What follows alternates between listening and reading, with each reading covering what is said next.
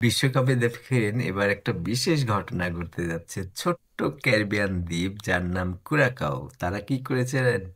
ইতিহাস রচনা করেছে। তারা বিশ্বকাপে ফুটবল খেলায় যোগ্যতা অর্জন করেছে।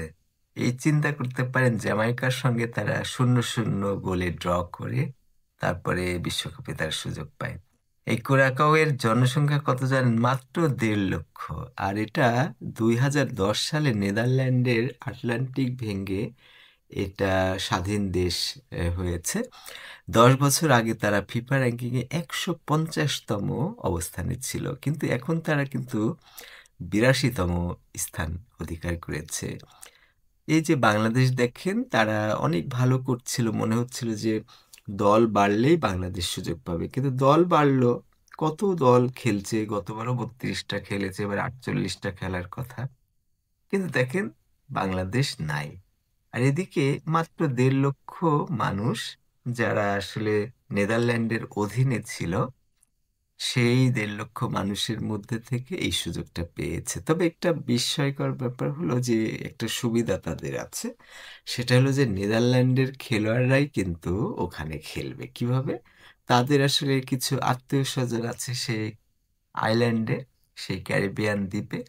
সেই জন্য তারা নেদারল্যান্ডে জন্ম হলেও তারা কিন্তু এই কারাকাওয়ের দেশের হয়ে খেলবে। এদের আবার দেখেন যে কোচ, যার নাম ডিক অ্যাডভোকেট, তিনি আবার কিন্তু নেদারল্যান্ডেই থাকেন। আর তার বয়স জানেন? সব থেকে বয়সী কোচ, তার বয়স 78 বছর। এই অ্যাডভোকেট অনেক দেশ এবং ক্লাব কোচিং করেছেন। আসলে তার অভিজ্ঞতার সাথে তার দর্শন জ্ঞানটা কাজ করেছে বেশি।